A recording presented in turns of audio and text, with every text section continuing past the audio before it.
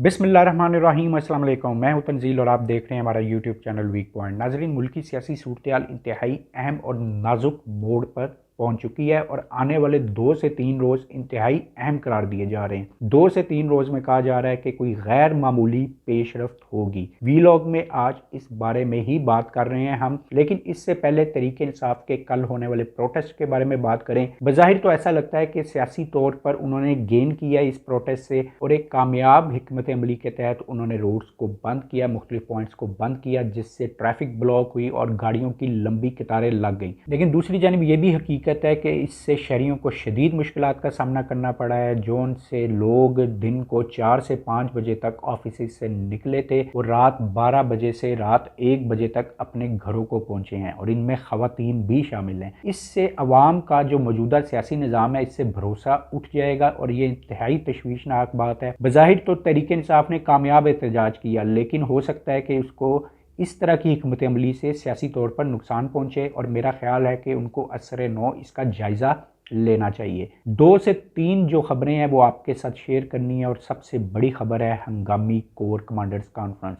अहम फैसले इस कॉन्फ्रेंस में मुतवक्को किए जा रहे हैं, बड़े फैसले मुतवक्को किए जा रहे हैं, लेकिन सबसे अहम बात होगी वो होगी इसकी प्रेस रिलीज़। कि प्रेस रिलीज़ क्या जारी होती है। अमूमी तौर पर तो ये देखा जाता है कि ऐसी कॉन्फ्रेंसिस के बाद जो प्रेस रिलीज़ जारी होती है उसमें यही कहा जाता है कि मुल्क की अंदरूनी सियासी सूरत हाल और बैरूनी सूरत हाल का जायज़ा लिया गया, सिक्योरिटी मामलात का जायज़ा लिया गया। पाक फ़ौज ने इस अज़म का इरादा किया कि हम हर किस्म की दहशत गर्दी या हर किस्म की सूरत हाल का सामना करने के लिए तैयार हैं। लेकिन क्योंकि DGISI और DGISPR मौजूदा सियासी सूरत हाल पर एक प्रेस कॉन्फ्रेंस भी कर चुके हैं और उन्होंने बाकायदा एक पार्टी का नाम लेकर ये प्रेस कॉन्फ्रेंस की हुई है, तो इस प्रेस रिलीज़ में भी कुछ ऐसा हो सकता है कि तहरीक इंसाफ का नाम लेकर पाक फ़ौज की जानिब से बयान जारी किया जाए, जो कि बड़ी गैर मुतवक्को सी सूरत हाल है और मामलात किसी और जानिब भी जा सकते हैं। बहरहाल कुछ लोग ये कह रहे हैं कि मार्शल लॉ की जो है वो चहम गोइयाँ हो रही हैं, अगरचे मैं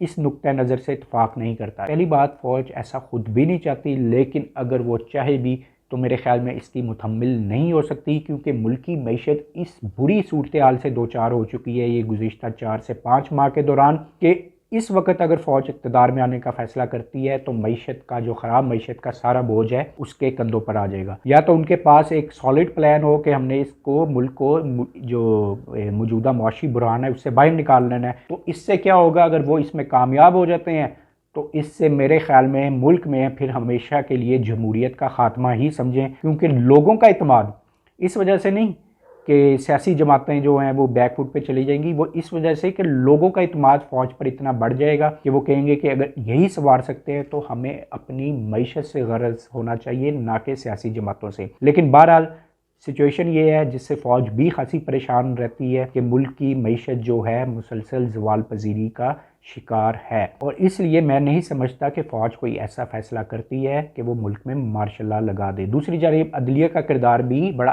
अहमियत का हामिल होता है इस मामले में, क्योंकि अगर फ़ौज कोई ऐसा फ़ैसला कर भी ले तो क्या अदलिया इसको तस्लीम कर लेगी।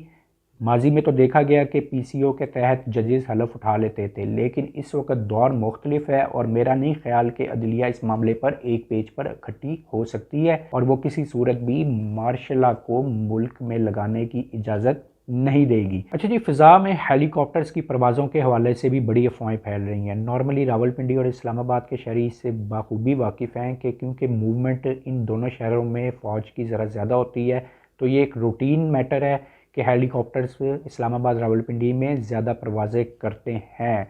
लेकिन मौजूदा सियासी सूरत हाल के तनाजुर में देखें तो ऐसी अफवाहें फैलना भी फितरी है। लेकिन बहरहाल ये जो परवाज़ें अगर हो भी रही हैं तो इसमें जो अहम फ़ौजी शख्सियात हैं वो मुलाकातों के लिए जा रही हैं, सियासी मुलाकातों के लिए, सियासी रहनुमाओं से मुलाकातों के लिए जा रही हैं, जिसमें सदर मुमलिकत से भी मुलाकात शामिल है। लेकिन इन अफवाहों को अब मेरे ख्याल में दम तोड़ देना चाहिए कि मुल्क में मार्शल लॉ लगाने के हवाले से फ़ौज कोई फ़ैसला करेगी। इस मामले में मैं तो क्रिस्टल क्लियर हूँ, क्योंकि फ़ौज कोई भी ऐसा इकदाम नहीं करेगी जो कि ना सिर्फ गैर जमहूरी और मौजूदा जो सूरत हाल है उसमें गैर मकबूल भी हो। तो मेरा ख्याल है कि ऐसा कुछ भी नहीं होने वाला और ये सिर्फ अफवाहें हैं जो कि जल्द ही दम तोड़ जाएंगी। अच्छा जी, एक मैंने बात कही कि 2 से 3 रोज़ में कुछ बड़ा होने वाला है। बड़ा इस सेंस में होने वाला है कि 21 नवंबर को जो सऊदी वली-अहद हैं मोहम्मद बिन सलमान पाकिस्तान के दौरे पर आ रहे हैं। उनका ये दौरा पाकिस्तान की मईशत के लिए बहुत ज़्यादा ज़रूरी है और फ़ौजी क़यादत चाहेगी कि उससे पहले मुल्की सियासी हालात को बेहतर किया जाए। इसलिए आपको 2 से 3 रोज़ में एक्टिविटी भी तेज़ नज़र आएगी। मामलात को निपटाने की कोशिश की जाएगी कि कुछ इमरान खान साहब को भी मिल जाए, कोशिश की जाएगी कुछ दीगर जमातों को भी मिल जाए। अब देखते हैं कि ऊँट किस करवट बैठता है। अदलिया का किरदार इस हवाले से जी बड़ी अहमियत का हामिल हो गया है। 3 बड़े फैसले हुए हैं जो कि समझता हूँ मैं अदलिया वर्सेस एस्टेब्लिशमेंट थे। तीनों फैसले मैं समझता हूँ उसमें एस्टेब्लिशमेंट जो है उसकी क्रेडिबिलिटी स्टेक पर लग सकती है और वो फैसले ये थे कि लॉन्ग मार्च पर जो हमला हुआ उसकी एफआईआर काटने का हुक्म दिया सुप्रीम कोर्ट ने। दूसरा जो फैसला उन्होंने किया वो था आज़म स्वाति साहब को बुलाने का और तीसरा फैसला था अरशद शरीफ साहब की वालदा का जो ख़त है उस पर चीफ जस्टिस ने नोटिस ले ली है। अब इन तीनों केसेस में जो है किसी ना किसी तरह इस्टेब्लिशमेंट इन्वॉल्व है और अदलिया जो है इसमें अगर रोल अदा कर रही है तो मेरे ख्याल में कोर कमांडर्स कॉन्फ्रेंस में आज इस बारे में भी गौर किया जाएगा कि मामलात किस जानिब जा रहे हैं और इससे निपटा कैसे जाए। इसलिए अदलिया का किरदार भी बड़ा इंपॉर्टेंस इख्तियार कर गया है। हो सकता है कि आने वाले दिनों में हम ये भी देखें कि फेस सेविंग के लिए अदलिया को ही इस्तेमाल किया जाए कि तमाम के तमाम फरीक जो हैं जिसमें तमाम सियासी जमातें भी शामिल हैं उनको फेस सेविंग देने के लिए अदलिया कुछ ऐसे फैसले करे जिससे तमाम जमातें मुतमईन होकर इलेक्शन की जानिब चली जाएं। अच्छा जी, वीलॉग में मैं बात करूंगा सोशल मीडिया पर फैलने वाली ख़बरों की सदाकत के हवाले से।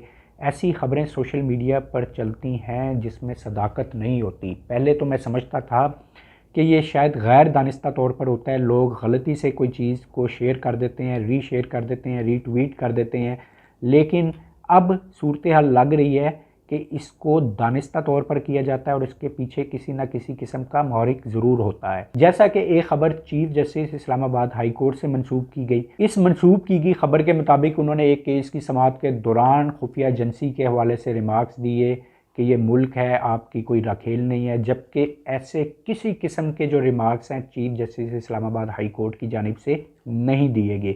लेकिन जानने के बावजूद अगर आप उसके नीचे कभी कमेंट भी कर दें कि भाई ऐसी कोई सूरत हाल नहीं है, बहन ऐसी कोई सूरत हाल नहीं, तब भी मुसलसल उसको शेयर किया जाता है। उसकी अगर आप तरदीद भी कर रहे होते हैं, कोई भी तरदीद भी कर दे कि ऐसी कोई बात नहीं है, लेकिन फिर भी उसको मुसलसल ट्वीट और रीशेयर किया जाता है। इसी तरह मैंने एक ख़बर देखी, एक पोस्ट देखी, उसमें कोर कमांडर पेशावर की तस्वीर को ये शो किया जा रहा था कि ये जो हैं मेजर जनरल फैसल नसीर हैं, उनके जो प्रोफेशनल जो उनकी एक्टिविटीज़ थी उसके बारे में लिखा गया था कि इन्होंने बलूचिस्तान में ऑपरेशन कामयाब किए हैं, ये किया है, वो किया है, लेकिन किसी ने भी इसको जानने की कोशिश नहीं की कि ये भाई मेजर जनरल फैसल नसीर नहीं बल्कि कोर कमांडर पेशावर की तस्वीर है और लोग उसको मुसलसल रीशेयर भी कर रहे हैं और रीट्वीट भी कर रहे हैं। अगर आप उसके नीचे पोस्ट के नीचे जाके कभी लिख भी दें कि भाई ये वो नहीं है तस्वीर या बहन ये वो तस्वीर नहीं है जिसको आप शेयर कर रहे हैं, तो उसको नज़रअंदाज किया जाता है। ये क्यों किया जाता है? मैं तो यही समझाऊँ कि ये दानिस्ता तौर पर किया जा रहा है और मुसलसल मौजूदा सियासी सूरत हाल में ये जो 5th जनरेशन वॉर है वो बहुत ज़्यादा अहम हो गई है और इससे कुछ लोग जो हैं जायज़ फ़ायदा भी उठा रहे हैं और कुछ नाजायज़ फ़ायदा भी उठा रहे हैं। मेरे ख्याल में हमें एक ज़िम्मेदार शहरी होने के नाते पर कम से कम ऐसी चीज़ों से इज्तनाब करना चाहिए। कमुल नबीयीन नबी पाक सल्लल्लाहु अलैहि वसल्लम की एक हदीस के मुताबिक एक दौर वो आएगा, एक ज़माना वो आएगा जब लोग सच को झूठ और झूठ को सच समझेंगे। मेरे ख्याल में वो दौर यही दौर है, क्योंकि सोशल मीडिया पर जिस तरह की एक्टिविटी हो रही है, जो झूठी बातें हैं उसको लोग सच समझ रहे हैं और सच्ची बातों को लोग झूठा समझ रहे हैं। मेरे ख्याल में बहसीत मुसलमान हमें नबी पाक सल्लल्लाहु अलैहि वसल्लम की इस हदीस को भी मद्देनज़र रखना चाहिए और इसके मतन से जब हम बाखूबी आगाह है तो हमें कम से कम ज़िम्मेदारी का मुजाहरा करते हुए किसी भी ख़बर की तहकीक पहले कर लेनी चाहिए। उम्मीद है कि नाज़रीन आपको आज का वीलॉग पसंद आया होगा। अपना और अपने इस चैनल का बहुत ख्याल रखिएगा। अल्लाह हाफ़िज़।